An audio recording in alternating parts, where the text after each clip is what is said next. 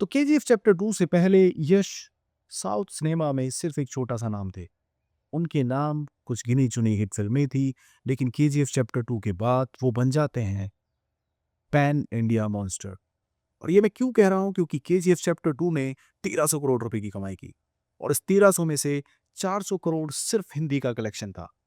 तो ऐसे में सवाल ये है कि क्या केजीएफ चैप्टर 2 के सक्सेस के बाद टॉक्सिक धुरंधर के सामने अपना हिंदी ऑडियंस ढूंढ पाएगी? क्यों इस फिल्म के ऊपर फ्लॉप होने का खतरा है इनिशियल लीड लेने के बाद भी?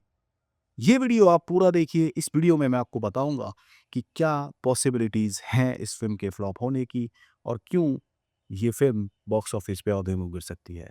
हेलो एवरीवन, मेरा नाम है गौरव और सिनेमा वाली बात में मैं आज बात करूंगा टॉक्सिक के कुछ ऐसे एंगल्स के बारे में जो इस फिल्म की नैया डुबा सकते हैं। तो यश का असली नाम है नवीन कुमार गौड़ा। टीवी सीरियल्स से इन्होंने अपनी एक्टिंग के करियर की शुरुआत की थी। हाँ भाई, ग्राउंड लेवल का बंदा है। इसके बाद इन्हें पहला अपना ब्रेक थ्रू मिलता है 2007 में, जहां उन्होंने डेब्यू किया। इसके बाद लेकिन इनको पहचान मिलती है 2010 में आई फिल्म गुगली से और इसके बाद मिस्टर एंड मिसेस रामाचारी से। तो कुल मिला के यश को कर्नाटक के लोग धीरे धीरे जान रहे थे, लेकिन नेशनल लेवल पे कोई नहीं जानता था। नेशनल लेवल पे इनकी एंट्री होती है केजीएफ सीरीज से। केजीएफ सीरीज इनकी लाइफ का टर्निंग पॉइंट था। तो कुल मिला के केजीएफ चैप्टर 2 से पहले यश ने 19 फिल्में की, जिनमें से 9 या 8 ही हिट रही, बाकी सब फ्लॉप। तो केजीएफ के बाद आखिर क्या बदला? केजीएफ चैप्टर 2 को हिंदी में भी रिलीज किया गया। इस फिल्म ने ओवरऑल कलेक्ट किया 250 करोड़ रुपए, जिसमें हिंदी का कलेक्शन था 44 करोड़ रुपए, जो सरप्राइजिंगली बहुत स्ट्रॉन्ग था। तो यहां से यश की इमेज कन्नड़ स्टार से पैन इंडिया फेस बन गया। इसके बाद आता है KGF chapter 2 the real monster. इस फिल्म ने बॉक्स ऑफिस पे 1300 करोड़ रुपए कमाए, जिसमें से हिंदी का कलेक्शन 430 करोड़ प्लस था, कर्नाटका का कलेक्शन 180 करोड़, एपीटीएस का 170 और केरला का 70 करोड़। इसके साथ साथ इसका कलेक्शन तमिलनाडु में भी 110 करोड़ रुपए रहा।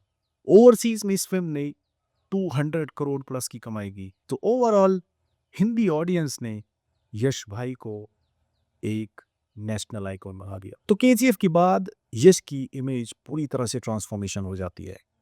अब वो एक एवरेज एक्टर नहीं रहते हैं, उनकी इमेज बन जाती है एक मास सिंबल के तौर पे, स्लो मोशन किंग के तौर पे और अल्फा पीरियड इमेज के तौर पे। यहाँ तक कि वो पैन इंडिया के बैंकेबल स्टार भी बन जाते हैं। लेकिन फिर भी यश जल्दी नहीं करते हैं अपनी अगली फिल्म साइन करने में, क्योंकि वो अपना मूव बहुत केयरफुली वॉच कर रहे थे। इसके बाद आ रही है उनकी टॉक्सिक। तो अब देखते हैं टॉक्सिक क्या कमाल दिखाएगी। लेकिन सबसे बड़ा प्रॉब्लम ये है कि वो आ रही है धुरंधर 2 के साथ। चलिए आंकड़े पे बात करेंगे, लेकिन इससे पहले मैं आपको इसकी डायरेक्टर गीतू मोहनदास के बारे में भी कुछ इंटरेस्टिंग फैक्ट बताता हूँ। गीतू मोहनदास मलयालम इंडस्ट्री से जुड़ी हुई हैं, जो पहले एक एक्ट्रेस होती थी, नेशनल अवार्ड विनर भी रह चुकी हैं। बाद में ये डायरेक्टर बन जाती हैं और डायरेक्टर बनने से पहले उन्होंने मोहनलाल, पृथ्वीराज सुकुमारन और मैमूथी जैसे बड़े कलाकारों के साथ काम किया। तो एज ए डायरेक्टर इनकी शुरुआत होती है 2013 में आई फिल्म लायर्स डाइस से। ये फिल्म क्रिटिकली एक्लेम्ड की गई, नेशनल अवार्ड विनर थी और इंडिया की ऑफिशियल ऑस्कर एंट्री भी थी। इसके बाद 2019 में आती है इनकी फिल्म मुथुन, जो निविन पॉली जैसे बड़े कलाकार के साथ थी। ये फिल्म को भी इंटरनेशनली काफ़ी प्रेज मिला, बोल्ड स्टोरी टेलिंग के लिए जानी गई और क्रिटिकली भी बहुत एक्लेम की गई। यहाँ तक सब कुछ ठीक लगता है, लेकिन बेस्ट पार्ट ये है कि ये दोनों ही फिल्में बॉक्स ऑफिस पे पूरी तरह फ्लॉप हुई। निविन पॉली आज तक अपनी कमबैक का वेट कर रहे हैं। इतने बड़े स्टार को इन्होंने कबाड़ा कर दिया। तो ऐसे में सवाल ये है कि क्या टॉक्सिक भी सिर्फ क्रिटिकली एक्लेम्ड फिल्म रह जाएगी या बॉक्स ऑफिस पे कुछ नंबर जनरेट कर पाएगी? ये तो वक्त बताएगा, लेकिन फिलहाल मैं आपको बताऊंगा कि धुरंधर टॉक्सिक पे क्यों भारी है। चलिए जानते हैं कुछ इन आंकड़ों के साथ। तो 1300 करोड़ रुपए की कमाई की धुरंधर के पहले पार्ट ने, और ये फिल्म सिंगल लैंग्वेज में रिलीज हाईएस्ट अर्निंग फिल्म अभी तक बन चुकी है। तो एक छोटा सा रिकॉर्ड और मैं आपको दिखाऊंगा धुरंधर फिल्म का, जो है साउथ जोन में। इस फिल्म ने तमिलनाडु में 28 करोड़ की कमाई की, केरला में 18 करोड़, एपीटीजी में 65 और कर्नाटका में 75 करोड़ रुपए। और ये कलेक्शन 186 करोड़ रुपए का है। और तब जब ये फिल्म सिर्फ हिंदी में रिलीज की गई। अब आप सोचिए, जब ये फिल्म पैन इंडिया रिलीज की जाएगी डबिंग के साथ, तो इसका कलेक्शन और कितना बड़ा हो सकता है। तो गीतू मोहनदास की एज अ डायरेक्टर अभी तक सिर्फ 2 ही फिल्में हैं और वो दोनों ही बुरी तरह फ्लॉप। एक और ऐसा स्ट्रॉन्ग पॉइंट जो इस फिल्म को फ्लॉप करा सकता है, वो है इसका भारी भरकम बजट। टॉक्सिक 600 करोड़ के बजट में बनी हुई फिल्म है। तो ऐसे में धुरंधर 2 के सामने क्या इस भारी भरकम बजट की रिकवरी हो पाएगी?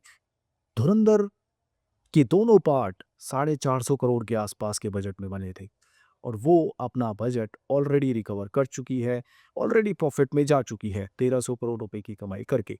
तो ऐसे में सवाल ये है कि क्या टॉक्सिक सच में फ्लॉप होने वाली है? मेरा अभी भी मानना ये है कि ये क्लैश शायद नहीं होगा। कोई भी एक फिल्म हफ्ता या 2 हफ्ता पीछे खिसकाई जा सकती है और मेरा ऐसा स्ट्रॉन्ग ओपिनियन है कि धुरंधर 2 बिल्कुल 2 हफ्ते पीछे जा सकती है या शायद 1 हफ्ता। और ऐसा करना बहुत बड़ी समझदारी होगी, बेवकूफ़ी नहीं। धुरंधर 2 के टीजर के बाद टॉक्सिक का टीजर भी ड्रॉप किया जा चुका है, जिसे इंटरनेट पे मिली-जुली प्रतिक्रियाएं मिल रही हैं। कुछ लोग इसको बहुत पुअर बता रहे हैं तो कुछ लोग इसको बहुत ही अच्छा। लेकिन एक चीज़ साफ है कि इसका स्केल बहुत बड़ा होने वाला है।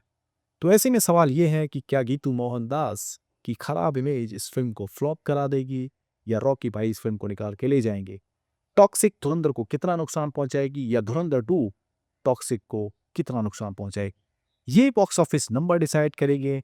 लेकिन आपकी आपकी क्या राय है, ये कमेंट सेक्शन में ज़रूर बताएं। क्या टॉक्सिक भारी पड़ेगी या धुरंधर? मिलते हैं नेक्स्ट वीडियो में। आप देखते रहिए सिनेमा वाली बात with Gaurav Panchal. Take care.